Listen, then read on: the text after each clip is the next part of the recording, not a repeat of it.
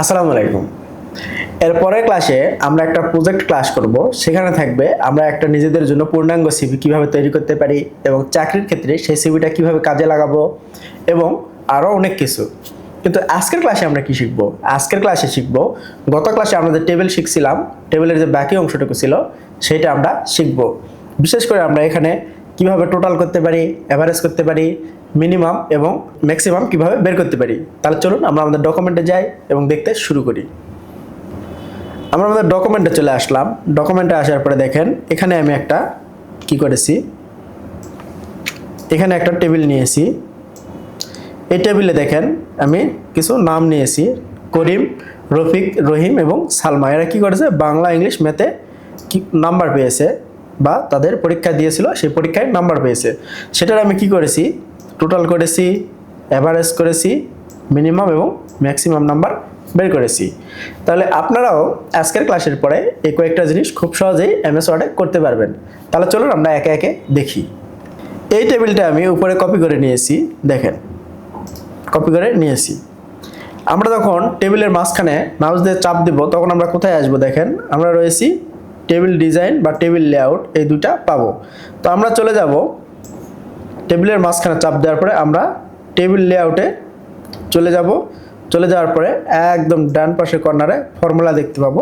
এখানে আমরা ফর্মুলা ব্যবহার করে এই কয়েকটা জিনিস করব। আমরা এমএস ওয়ার্ডে সবসময় ডান পাশ থেকে শুরু করব। আমরা প্রথমে কি করব? ম্যাক্সিমাম বের করব। এর কারণ হচ্ছে আমরা এই লেফট থেকে আমরা প্রথমে ম্যাক্সিমাম নাম্বার বের করব, সবচেয়ে বড় যেই সংখ্যা সেটা বের করব। এর জন্য আমাদের লেফট থেকে বের করতে হবে। তাহলে আমি এটা দেখেন ম্যাক্স কি করলাম, কপি করে নিচ্ছি। তারপরে এই নিচের কলামে এখানে রাখলাম, ফর্মুলাতে আসলাম। আসার পরে দেখেন এখানে কি রয়েছে? সাম লেফট।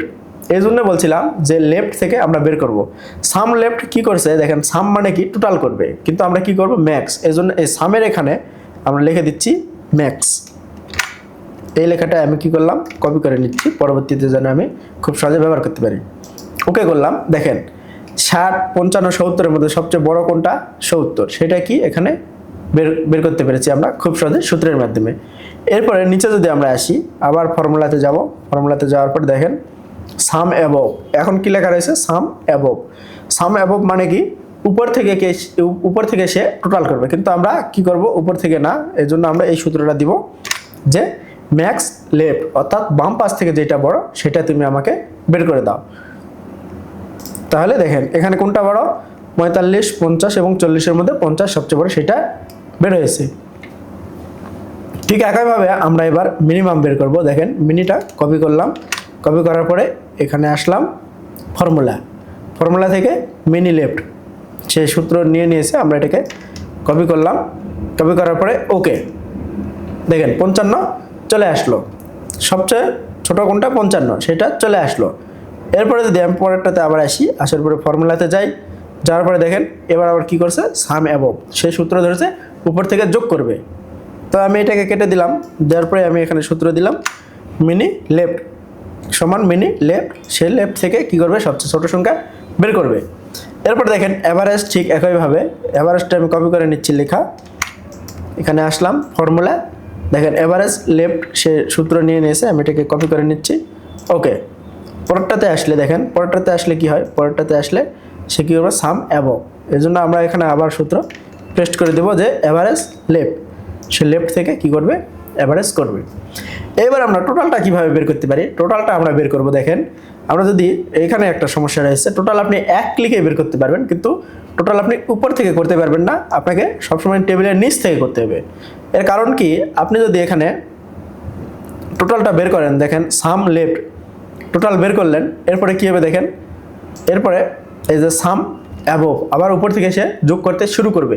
এই জন্য আমরা নিচ থেকে শুরু করব, বা আপনি এখানে সাম লেফট সূত্র ব্যবহার করে লিখেও করতে পারেন, কিন্তু ওইভাবে আমরা না করে আমরা নিচ থেকে যদি করি, দেখেন আমরা যদি নিচে থেকে করি তাহলে কিন্তু প্রত্যেকবারে সাম লেফট চলে আসবে, আমরা খুব সহজে যোগ করতে পারবো, আর আমাদের কোনো কাটাকাটি বা পরিবর্তন করতে হবে না সূত্রে বা ফর্মুলায়।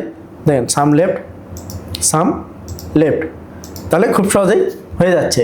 তো আপনারা এই যে দেখেন আমি উপরে কিন্তু একটা টেবিল রাখছি, এইটা আপনারা নিজে নিজেই করবেন, এই একই রকম হবে। কিন্তু আপনাদের যদি অন্যরকম হয় বা করতে গিয়ে কোনো অসুবিধা হয় তাহলে অবশ্যই আমাদেরকে মেসেজ করবেন বা আমাদের সাথে যোগাযোগ করবেন। আমাদের সাপোর্ট মেম্বার সবসময় আপনাদের পাশে রয়েছে।